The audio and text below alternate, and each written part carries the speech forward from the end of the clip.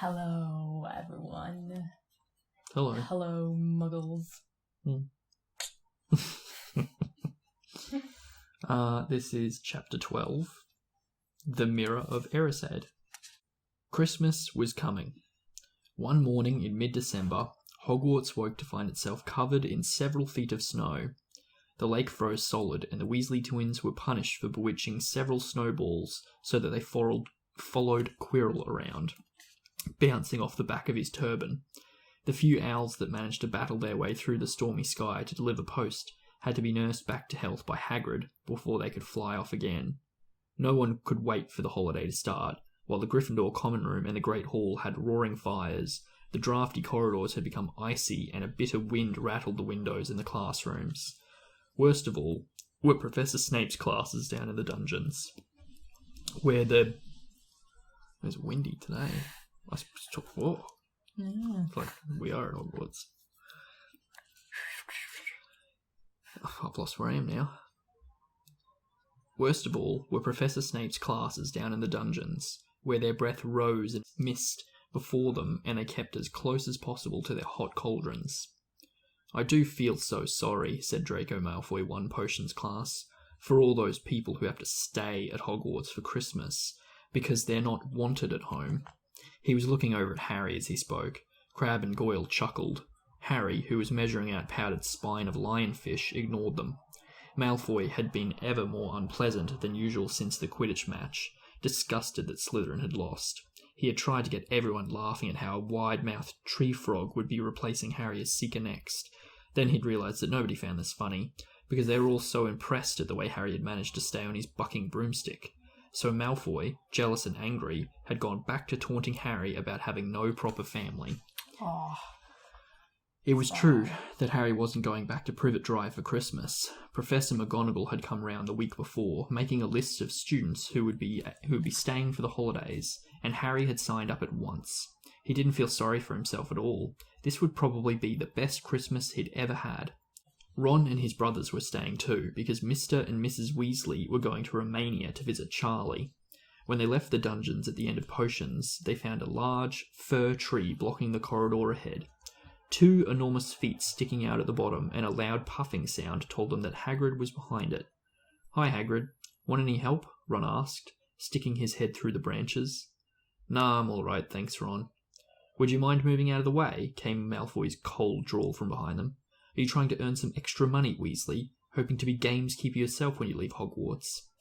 I suppose that hut of Hagrid's must seem like a palace compared to what your family's used to." Ron dived at Malfoy just as Snape came up the stairs. "Weasley." Ron let go of the front of Malfoy's robes. "He was provoked, Professor Snape," said Hagrid, sticking his huge hairy face out from behind the tree. "Malfoy was insulting his family." "Be that as it may, fighting is against Hogwarts rules, Hagrid," said Snape silkily. 5 points from Gryffindor. "Weasley, and be grateful it isn't more. Move along, all of you." Malfoy, Crabbe, and Goyle pushed roughly past the tree, scattering needles everywhere and smirking. "I'll get him," said Ron, grinding his teeth at Malfoy's back. "One of these days, I'll get him." "I hate them both," said Harry, Malfoy and Snape. "Come on, cheer up. It's nearly Christmas," said Hagrid. "Tell ye what, come with me and see the Great Hall. Looks a treat." So Harry, Ron, and Hermione followed Hagrid and his tree off to the Great Hall, where Professor McGonagall and Professor Flitwick were busy with the Christmas decorations. "Ah, Hagrid, the last tree. Put it in the far corner, would you?" The hall looked spectacular. Festoons of holly and mistletoe hung all around the hall, with no fewer than 12 towering Christmas trees stood around the room, some sparkling with tiny icicles, some glittering with hundreds of candles. "How many days you got left until your holidays?" Hagrid asked. "Just one," said Hermione. "And that reminds me, Harry, Ron, we've got half an hour before lunch. We should be in the library." "Oh yeah, you're right," said Ron, tearing his eyes away from Professor Flitwick, who had golden bubbles blossoming out of his wand, and was trailing them over the branches of the new tree. "The library," said Hagrid, following them out of the hall. "Just before the holidays. Bit keen, aren't ya?" "Oh, we're not working," Harry told him brightly. "Ever since you mentioned Nicholas Flamel, we've been trying to find out who he is." "You what?" Hagrid looked shocked. "Listen here, I've told ya. Drop it. It's nothing to you what the dog's garden." We just want to know who Nicholas Flamel is, that's all, said Hermione. Unless you'd like to tell us and save us the trouble, Harry added. We must have been through hundreds of books already, and we can't find him anywhere. Just give us a hint. I know I've read his name somewhere. I'm saying nothing, said Hagrid flatly. Just have to find out for ourselves, then, said Ron. And they left Hagrid looking disgruntled and hurried off to the library. They had indeed been searching books for Flamel's name ever since Hagrid let it slip, because how else were they going to find out what Snape was trying to steal? The trouble was, it was very hard to know where to begin, not knowing what Flamel might have done to get himself into a book. He wasn't in great wizards of the 20th century, or notable magical names of our time. He was missing, too, from important modern magical discoveries, and a study of recent developments in wizardry. And then, of course, there was the sheer size of the library. Tens of thousands of books, thousands of shelves, hundreds of narrow rows. Hermione took out a list of subjects and titles she had decided to search, while Ron strode off down a row of books and started pulling them off the shelves at random. Harry wandered over to the restricted section. He'd been wondering for a while if Flamel wasn't somewhere in there. Unfortunately, you need a specially signed note from one of the teachers to look in any of the restricted books, and he knew he'd never get one. These were the books containing powerful dark magic never taught at Hogwarts and only read by older students studying advanced defense against the dark arts. What are you looking for, boy? Nothing, said Harry. Madame Pince, the librarian, brandished a feather duster at him. You'd better get out then. Go on. Out. Wishing he'd been a bit quicker at thinking up some story, Harry left the library. He, Ron, and Hermione had already agreed they'd better not ask Madame Pince where they could find Flamel. They were sure she'd be able to tell them, but they couldn't risk Snape hearing what they were up to. Harry waited outside in the corridor to see if the other two had found anything, but he wasn't very helpful.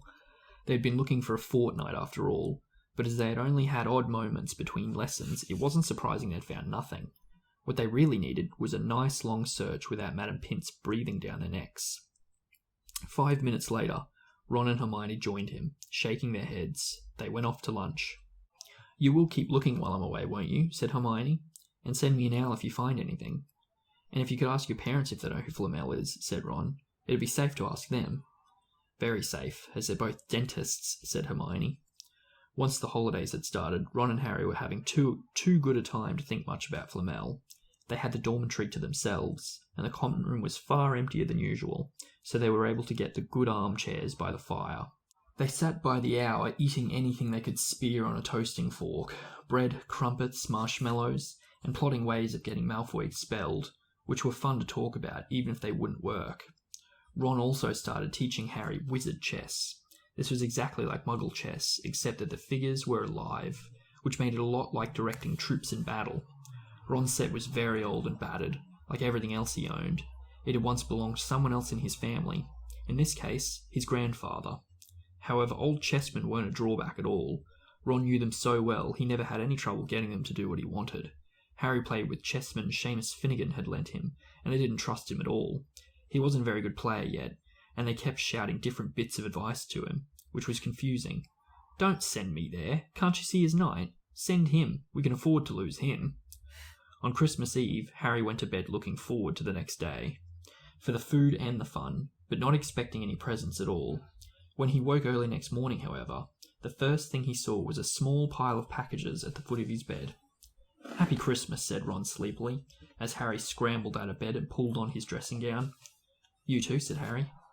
Will you look at all this? I've got some presents. What did you expect? Turnips, said Ron, turning on his own pile, which was a lot bigger than Harry's. Harry picked up the top parcel.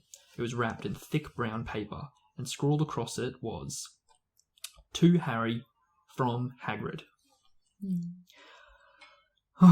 Inside was a roughly cut wooden flute. Hagrid had obviously whittled it himself. Harry blew it. It sounded a bit like an owl. There's a nice picture too. I'll attempt to show it. How did it sound like an owl? Like it's a hollow wooden flute, like... No, like... I can't go that low. Okay. Ow. Okay. Yeah. A second, very small parcel contained a note. We received your message and enclose your Christmas present from Uncle Vernon and Aunt Petunia. What do you think it is? Just already. Oh, they gave him a letter bashing him. It's a fair guess. However, sellotaped to the note was a 50-pence piece. That's friendly, said Harry. What's 50 pence is like... It's like getting like a tiny... Like, it'd be like if I gave you 50 cents for your birthday. Like, it's nothing. Fuck. I don't know what the actual conversion is. I'm sure 50 pence is probably a bit more than 50 cents, but I don't know. Why did they even bother sending that? Oh, who cares? Ron was fascinated by the 50 pence. Weird, he said. What a shape. This is money. You can keep it, said Harry, laughing at how pleased Ron was. Hagrid and my aunt and uncle. So, who sent these? I think I know who that one's from, said Ron, going a bit pink and pointing to a very lumpy parcel. My mum. I told you didn't expect any presents and... Oh no, he groaned. She's made you a Weasley jumper. Harry had torn open the parcel to find a thick, hand-knitted sweater in emerald green and a large box of homemade fudge. Every year she makes us a jumper, said Ron, unwrapping his own. And mine's always maroon. That's really nice of her, said Harry, trying the fudge, which was very tasty. His next present also contained sweets, a large box of chocolate frogs from Hermione. This left only one parcel. Harry picked it up and felt it. It was very light. He unwrapped it. Something fluid and silvery grey went slithering to the floor, where it lay in gleaming folds. Ron gasped. I've heard of these, he said in a hushed voice, dropping the box of every flavour beans he got from Hermione. That's what I think it is. They're really rare and really valuable. What is it? Harry picked the shining silvery cloth off the floor. It was strange to touch, like water woven into material. It's an invisibility cloak, said Ron, a look of awe on his face. I'm sure it is. Try it on. Harry threw the cloak around his shoulders, and Ron gave a yell. It is. Look down. Harry looked down at his feet, but they had gone. He dashed to the mirror. Sure enough, his reflection looked back at him, just his head suspended in midair, his body completely invisible. He pulled the cloak over his head, and his reflection vanished completely. There's a note, said Ron suddenly. A note fell out of it. Harry pulled off the cloak and seized the letter. Written in narrow, loopy writing he had never seen before, were the following words. Your father left this in my possession before he died. It is time it was returned to you. Use it well. A very Merry Christmas to you. There was no signature. Harry stared at the note. Ron was admiring the cloak. I'd give anything for one of these, he said. Anything. What's the matter? Nothing, said Harry. He felt very strange. Who had sent the cloak? Had it really once belonged to his father? Before he could say or think anything else, the dormitory door was flung open by Fred and George. Harry stuffed the cloak quickly out of sight. He didn't feel like sharing it with anyone else. Merry Christmas. Hey look, Harry's got a Weasley jumper too. Fred and George were wearing blue jumpers, one with a large yellow F on it, the other with a large yellow G. Harry's is better than ours though, said Fred, holding up Harry's jumper. She obviously makes more of an effort if you're not family. Why aren't you wearing yours, Ron? George demanded. Come on, get it on. They're lovely and warm. I hate maroon, Ron moaned half-heartedly as he pulled it over his head. You haven't got a letter on yours, George observed. Suppose she thinks you don't forget your name. But we're not stupid. We know we're called Gred and Forge. What's all this noise? Percy Weasley stuck his head through the door, looking disapprovingly. He had clearly come halfway through unwrapping his presents, as he too carried a lumpy jumper over his arm, which Fred seized. P for prefect. Get it on, Percy, come on. We're all wearing ours. Even Harry got one. I don't want, said Percy thickly as the twins forced the jumper over his head, knocking his glasses askew. And you're not sitting with the prefects today either, said George. Christmas is a time for family. They frog-marched Percy from the room, his arms pinned to his sides by his jumper. Harry had never in all his life had such a Christmas dinner. 100 fat roast turkeys, mountains of roast and boiled potatoes, platters of fat chipotles, tureens of buttered peas, silver boats of thick, rich gravy and cranberry sauce, and stacks of wizard's crackers every few feet along the table. These fantastic crackers were nothing like the feeble muggle ones the Dursleys usually bought, with their little plastic toys and their flimsy paper hats. Harry pulled a wizard cracker with Fred, and it didn't just bang, it went off with a blast like a cannon, and engulfed them all in a cloud of blue smoke, while from the inside exploded a rear admiral's hat and several live white mice. Up on the high table, Dumbledore had swapped his pointed wizard's hat for a flowered bonnet, and was chuckling merrily at a joke Professor Flitwick had just read him. Flaming Christmas puddings followed the turkey. Percy nearly broke his teeth on a silver sickle embedded in his slice. Harry watched Hagrid getting redder and redder in the face as he called for more wine, finally kissing Professor McGonagall on the cheek, who, to Harry's amazement, giggled and blushed, her top hat lopsided. When Harry finally left the table, he was laden down with a stack of things out of the crackers, including a pack of non-explodable luminous balloons, a grow-your-own-warts kit, and his own new wizard chess set. The white mice had disappeared, and Harry had a nasty feeling they were going to end up as Mrs. Norris's Christmas dinner. Harry and the Weasleys spent a happy afternoon having a furious snowball fight in the grounds. Then, cold, wet, and gasping for breath, they returned to the fire in the Gryffindor common room, where Harry broke in his new chess set by losing spectacularly to Ron. He suspected he wouldn't have lost so badly if Percy hadn't tried to help him so much. And then there's... suspecting that moves. Oh, yes. So there's the common room normally, and there's Christmas common room. Oh, Yeah. nice. I don't think it's going to do much good, but can you hold the bottom? Common room. Christmas common room. I don't think they can even see it, to be honest. It never focuses. I wish this camera auto-focused when you held it up. It's like a tactic to it, so we don't know. Yeah, I don't know. I don't really care that much, to be honest. Yeah, nice. Anyway. After a tea of turkey sandwiches, crumpets, trifle, and Christmas cake, everyone felt too full and sleepy to do much before bed, except sit and watch Percy chase Fred and George all over Gryffindor Tower because they'd stolen his prefect badge. It had been Harry's best Christmas day ever, yet something had been nagging at the back of his mind all day. Not until he climbed into bed was he free to think about it. The invisibility cloak and whoever had sent it.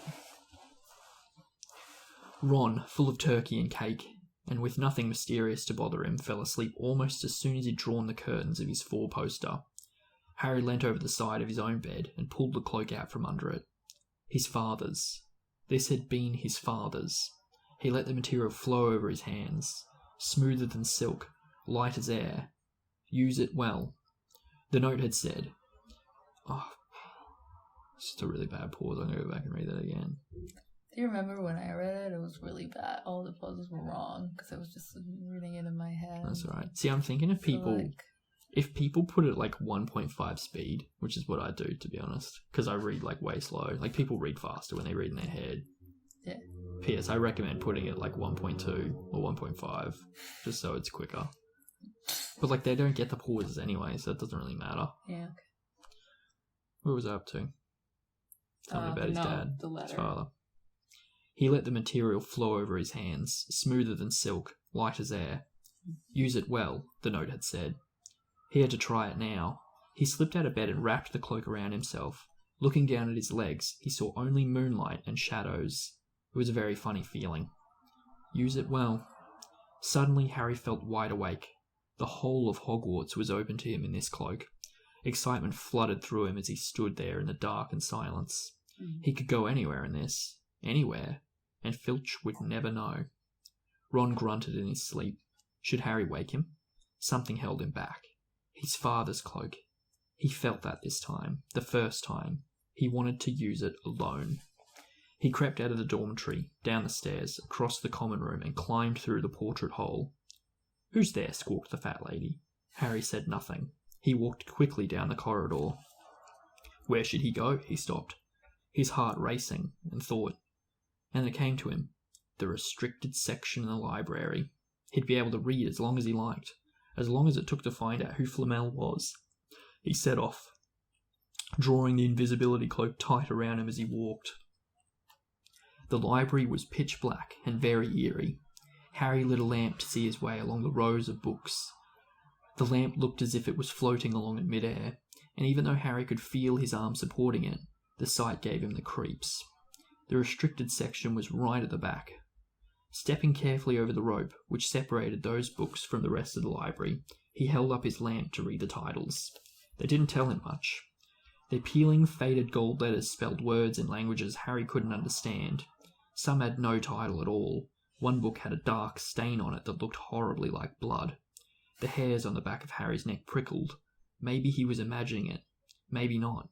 But he thought a faint whispering was coming from the books, as though they knew someone was there who shouldn't be. He had to start somewhere.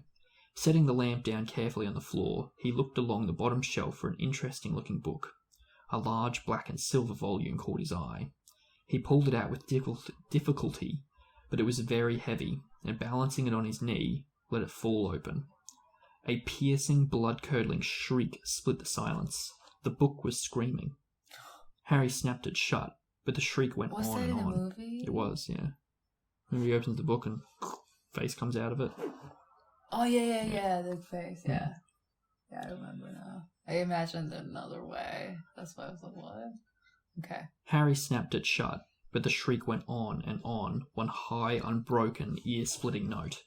He stumbled backwards and knocked over his lamp, which went out at once. Panicking, he heard footsteps coming down the corridor outside. Stuffing the shrieking book back on the shelf, he ran for it. He passed Filch almost in the doorway. Filch's pale, wide eyes looked straight through him, and Harry slipped under Filch's outstretched arm and streaked off up the corridor, the book's shrieks still ringing in his ears. He came to a sudden halt in front of a tall suit of armour. He had been so busy getting away from the library, he hadn't paid attention to where he was going. Perhaps because it was dark, he didn't recognise where he was at all. There was a suit of armour near the kitchens, he knew, but he must have been 5 floors above there. You asked me to come directly to you, Professor, if anyone was wandering around at night, and somebody's been in the library. Restricted section. Harry felt the blood drain out of his face. Wherever he was, Filch must know a shortcut, because his soft, greasy voice was getting nearer, and to his horror, it was Snape who replied. The restricted section. Well, they can't be far. We'll catch them. Harry stood rooted to the spot as Filch and Snape came around the corner ahead. They couldn't see him, of course, but it was a narrow corridor, and if they came much nearer, they'd knock right into him. The cloak didn't stop him from being solid. He backed away as quickly and as quietly as he could. A door stood ajar to his left. It was his only hope. He squeezed through it, holding his breath, trying not to move it, and to his relief, he managed to get inside the room without their noticing anything. They walked straight past, and Harry leant against the wall, breathing deeply, listening to their footsteps dying away. That had been close. Very close. It was a few seconds before he noticed anything about the room he had hidden in. It looked like a disused classroom. The dark shapes of desks and chairs were piled against the walls, and there was an upturned waste paper basket, but propped against the wall facing him was something that didn't look as if it belonged there. Something that looked as if someone had just put it there to keep it out of the way. It was a magnificent mirror, as high as the ceiling, with an ornate gold frame. Standing on 2 clawed feet, there was an inscription. I would like that mirror in my house. I think it would. I don't think it would fit. It's quite tall. Not in this house. Oh, okay. In a nice house. There was an inscription carved around the top. Erised, Stria, Eru, Oit, Ub, Kafru, Oit, Wushi. I probably said it wrong. It's Latin, I'm assuming. I don't know.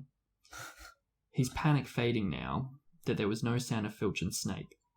Harry moved nearer to the mirror, wanting to look at himself, but see no reflection again. He stepped in front of it.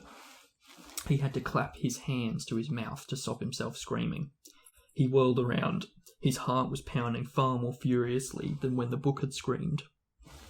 For he had not only seen himself in the mirror, but it had a whole crowd of people standing right behind him. But the room was empty. Breathing very fast, he turned slowly back to the mirror. There he was, reflected in it, white and scared looking, and there, reflected behind him, were at least 10 others. Harry looked over his shoulder, but still no one was there. Or were they all invisible too? Was he in fact in a room full of invisible people, and this mirror's trick was that it reflected them, invisible or not? He looked in the mirror again. A woman standing right behind his reflection was smiling at him and waving. He reached out a hand and felt the air behind him. If she was really there, he'd touch her. Their reflections were so close together, but he felt only air. She and the others existed only in the mirror. She was a pretty woman. She had dark red hair and her eyes. Her eyes are just like mine, Harry thought, edging a little closer to the glass. Bright green, exactly the same shape. But then he noticed that she was crying, smiling, but crying at the same time. The tall, thin, black-haired man standing next to her put his arm around her. He wore glasses, and his hair was very untidy. It stuck up at the back, just like Harry's did. Harry was so close to the mirror now that his nose was nearly touching that of his reflection. "Mum?" he whispered. "Dad?" They just looked at him, smiling, and slowly, Harry looked into the faces of the other people in the mirror, and saw other pairs of green eyes like his, other noses like his, even a little old man who looked as though he had Harry's knobbly knees. Harry was looking at this family, his family, for the first time in his life. The Potters smiled and waved at Harry, and he stared hungrily back at them. His hands pressed flat against the glass as though he was hoping to fall right through it and reach them. He had had a powerful kind of ache inside him, half joy, half terrible sadness. How long he stood there, he didn't know. The reflections did not fade, and he looked and looked until a distant noise brought him back to his senses. He couldn't stay here. He had to find his way back to bed. He tore his eyes away from his mother's face, whispered, "I'll come back," and hurried from the room. "You could have woken me up," said Ron, crossly. "You can come tonight. I'm going back. I want to show you the mirror." "I'd like to see your mum, Dad," Ron said eagerly. "And I want to see all your family. All the Weasleys. You'll be able to show me your other brothers and everyone." "You can see them any old time," said Ron. "Just come round my house this summer." "Anyway, me it only shows dead people. Shame about not finding Flamel, though. Have some bacon or something. Why aren't you eating anything?" Harry couldn't eat. He had seen his parents, and would be seeing them again tonight. He had almost forgotten about Flamel. It didn't seem very important anymore. Who cared what the three-headed dog was guarding? What did it matter if Snape stole it, really? "Are you all right?" said Ron. "You look odd." What Harry feared most was that he might not be able to find the mirror room again. With Ron covered in the cloak too, they had to walk much slower next night. They tried retracing Harry's route from the library, wandering around the dark passageways for nearly an hour. "I'm freezing," said Ron. "Let's forget it and go back." "No," Harry hissed. "I know it's here somewhere." They passed the ghost of a tall witch gliding in the opposite direction, but saw no one else. Just as Ron started moaning that his feet were dead in the cold, Harry spotted the suit of armour. "It's here, just here, yes." They pushed the door open. Harry dropped the cloak from round his shoulders and ran to the mirror. There they were. His mother and father beamed at the sight of him. "See?" Harry whispered. "I can't see anything." Look at them all. There are loads of them." "I can only see you." "Look at it properly. Go on, stand where I am." Harry stepped aside, but with Ron in front of the mirror, he couldn't see his family anymore. Just Ron in his paisley pyjamas.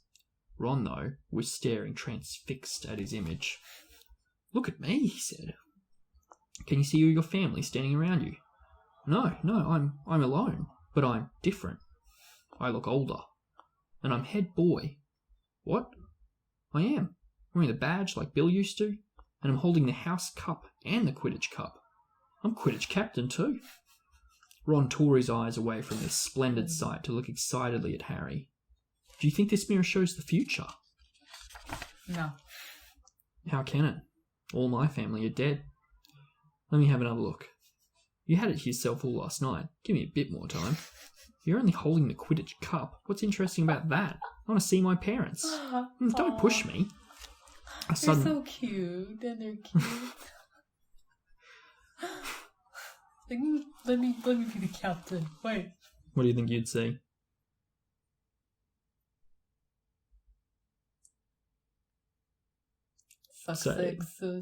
Successful architect with a bunch of dogs. Oh, I thought you were going And to say. you. I thought you were going to say just me. Yeah. No, and you. That's what I was me. going to say. Aw. Just you. Oh, no. Dogs. I'm not enough for you. I said you in the end. Yeah, I know. Okay. A sudden noise outside in the corridor put an end to their discussion. They hadn't realised how loudly they'd been talking. Quick! Ron threw the cloak back over them as the luminous eyes of Mrs. Norris came round the door. Ron and Harry stood quite still, both thinking the same thing. Did the cloak work on cats? After what seemed an age, she turned and left. This isn't safe. She might have gone for Filch. I bet she heard us. Come on. And Ron pulled Harry out of the room. The snow still hadn't melted next morning. Want to play chess, Harry? Said Ron. No. Why don't we go down and visit Hagrid? No, you go. I know what you're thinking about, Harry. That mirror. Don't go back tonight. Why not? I don't know. I've just got a bad feeling about it. And anyway, you've had too many close shaves already. Filch, Snape, and Mrs. Norris are wandering around. So what if they can't see you? What if they walk into you? What if you knock something over? You sound like Hermione. I'm serious, Harry. Don't go. But Harry only had one thought in his head, which was to get back in front of that mirror. And Ron wasn't going to stop him. That third night, he found his way more quickly than before. He was walking so fast he knew he was making more noise than was wise. But he didn't meet anyone. And there was his mother and father smiling at him again. And one of his grandparents nodding happily. Harry sank down and sat on the floor in front of the mirror. There was nothing to stop him staying here all night with his family. Nothing at all. Except... So, back again, Harry? Harry felt as though his insides had turned to ice. He looked behind him. Sitting on one of the desks by the wall was none other than Albus Dumbledore. Yeah. Harry must have walked straight past him, so desperate to get to the mirror he hadn't noticed him. I didn't see you, sir. Strange how short-sighted being invisible can make you, said Dumbledore, and Harry was relieved to see that he was smiling. So, said Dumbledore, slipping off the desk to sit on the floor with Harry, you, like hundreds before you, have discovered the delights of the Mirror of Erised. Didn't know what it was called, sir, but I expect you've realised by now what it does. It shows me my family. And it showed your friend Ron himself as head boy. How did you know? I don't need a cloak to become invisible, said Dumbledore gently. Now, can you think what the Mirror of Erised shows us all? Harry shook his head. Let me explain. The happiest man on earth would be able to use the Mirror of Erised like a normal mirror. That is, he would look into it and see himself exactly as he is. Does that help? Harry thought. Then he said slowly, It shows us what we want. Whatever we want. Yes and no, said Dumbledore quietly. It shows us nothing more or less than the deepest, most desperate desire of our hearts. You, who have never known your family, see them standing around you. Ronald Weasley, who has always been overshadowed by his brothers, sees himself standing alone, the best of all of them. However, this mirror will give us neither knowledge or truth. Men have wasted away before it, entranced by what they have seen, or been driven mad, not knowing if what it shows is real or even possible. The mirror will be moved to a new home tomorrow, Harry, and I ask you not to go looking for it again. If you ever do run across it, you will now be prepared. It does not do well to dwell on dreams and forget to live. Remember that. Now, why don't you go put that admirable cloak back on and go off to bed? Harry stood up. Sir, Professor Dumbledore, can I ask you something? Obviously, you've just done so, Dumbledore smiled. You may ask me one more thing, however. What do you see when you look in the mirror? I see myself holding a pair of thick woolen socks. Harry stared. One can never have enough socks, said Dumbledore. I agree. Another Christmas has come and gone, and I didn't get a single pair. People will insist on giving me books. It was only when he was back in bed that it struck Harry that Dumbledore might not have been quite truthful, But then he thought, as he shoved Scabbers in off his pillow, it had been quite a personal question. There's the picture. That is also the chapter. I'm going to take a look. No, that looks really nice. Okay. Forbidden section of the library that only some people could see it when they studied advanced defense against dark arts. It was cool. Like when you're in advanced math or physics, you can just like if you're doing a research topic. Yeah. Flamel. Who was that? I have no idea. Nicholas Flamel. Yeah. You don't remember him from the movie? Oh yeah, no I do. Okay. You'll find out more. Yeah, I got it. There's a new professor. And I'm really bad with names, so anything I ask, people don't judge me at all. I just forget names. There's a new professor in that chapter as well, who's kind of in cahoots with... Do you remember who that is? No. No? Professor, the librarian. Oh yeah. Okay. Yeah. You actually do see her in the Philosopher's Stone, like when all the teachers are sitting. She's just like this young female teacher with black hair and she's got a big feather. Oh yeah. Okay, yeah. The jumpers. Yeah, Ron doesn't get a letter on his. Everybody else got a letter. It's pretty rough. And Harry's is the best one. Yeah. Because they were like, oh, you're not family, so she put more effort. He had cookies. What was it called? Fudge? Fudge, yeah. Fudge, yeah. Sorry. And I remembered the fudge. I said I remembered the fudge because food. The thing Ron sees is so funny. Yeah. Poor dude gets bashed in his family. He probably sucks at games night. Yeah. What else? What did Hagrid give him for Christmas? Flute. The flute? Yeah, that he made. Sounded like owl. The 50 pence. 50 pence, yeah. Pence that those bad people. Yeah, it's just a crap gift. Gave him. What else did we say? That's it. I think that's important. There was one particular line in there that I want to draw your attention to. We've lost the page though. And it was right near the end.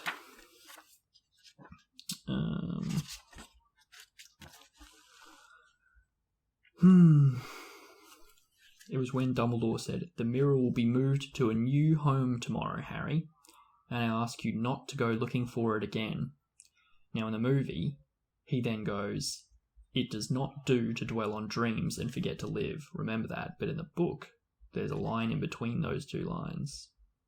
"If you ever do run across it, you will now be prepared." And "do" is italicized. It's like a big hint in the book where it's like, if you do run across it again, now you know what it does.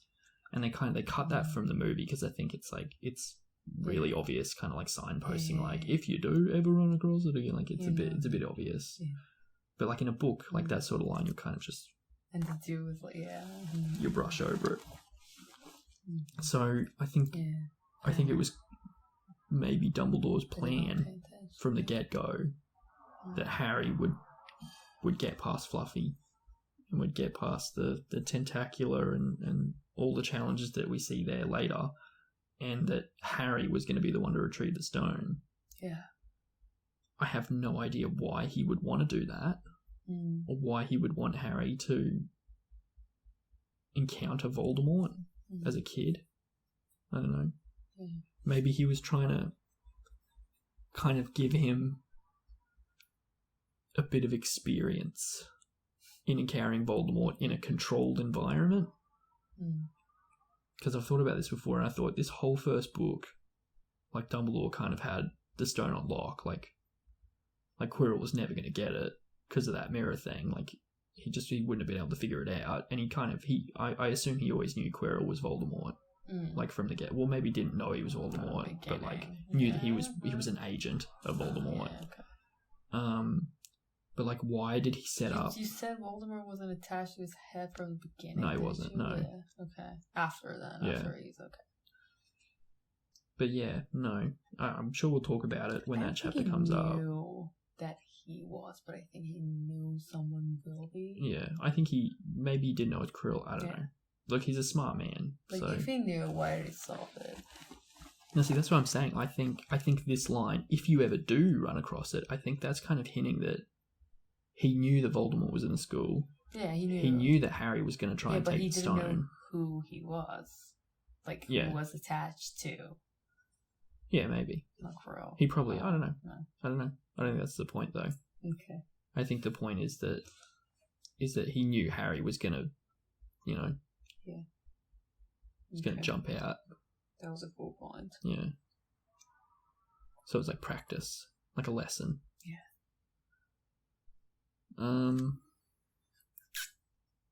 And I mean, woolen socks are nice for Christmas. That's always a good one. Would you like the woolen socks? I would love some socks. Well, I've got like a crap ton of socks. Wizard's Chess. We just watched that chess show the other day. What was that show called? Queen's Gambit? Yeah. Yeah, Ron is better in chess than Harry, which is the first thing ever that he's better at. I mean, having a family. He's better at having a family than Harry. That was very mean. I'm sorry that he said that. You can be better at having a family. He just lost his family. It's not his fault. Yes, also the thing written above the mirror. Let's check if that is Latin. Oh, okay. I don't know what it means, so let's find out what it means. Okay. You're going to be disappointed, to be honest, when I tell you what it means. Tell me. You remember in,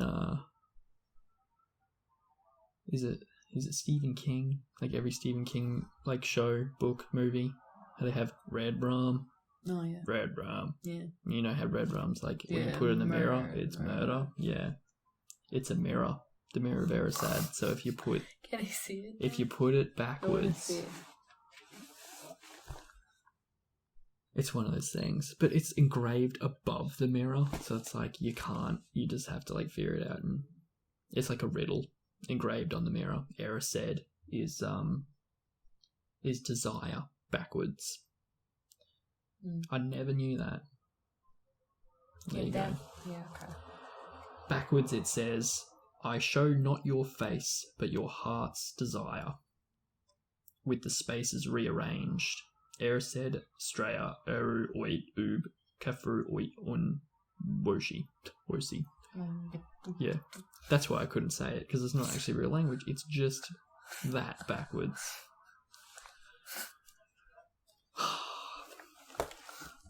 I didn't remember that from the last time I read the book, because I've only read this one a couple of times. I loved how you said only a couple of times. Like, how... Because I would have read it when I was like a kid. Yeah. And then I would have read it when I was working at the childcare centre. Maybe once or twice.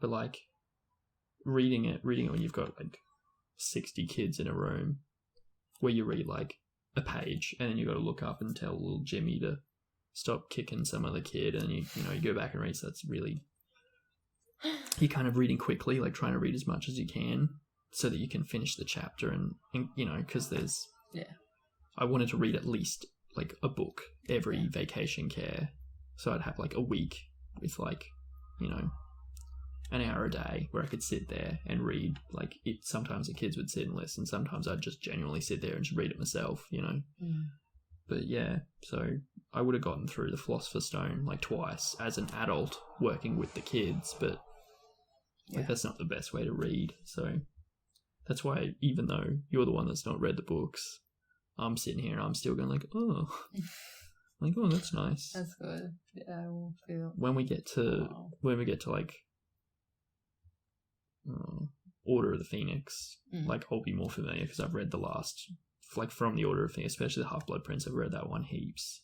Okay. Then I'll be sitting there going, yeah, I know this bit, but for at least the first few books, I'll be sitting there going, yeah, the teachers getting absolutely tanked Christmas.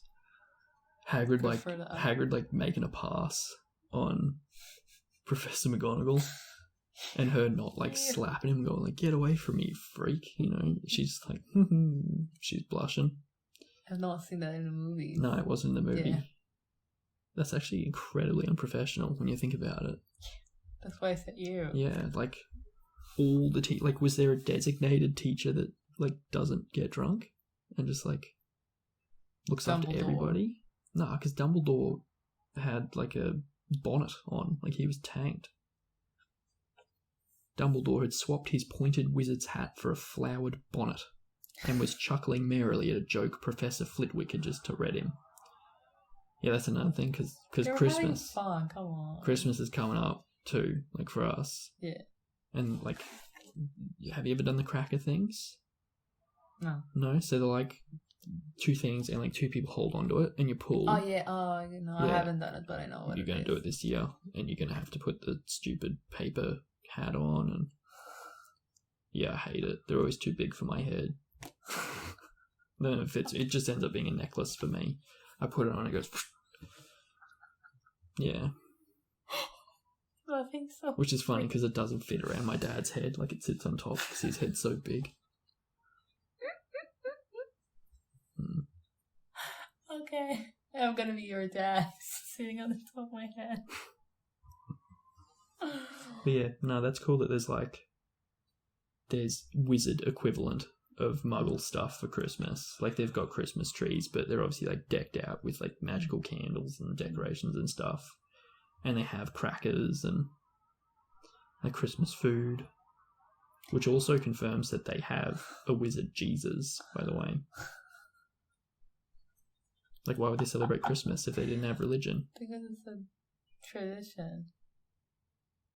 Well, it's something we can talk about in another chapter. Yeah. Because Christmas is something that comes up in every single Harry Potter book. Okay. Which is why I always watch Harry Potter movies when Christmas comes. Yeah. Like, I go back home to my family and I watch Harry Potter again. That's cool. Yeah. It's going to be lit.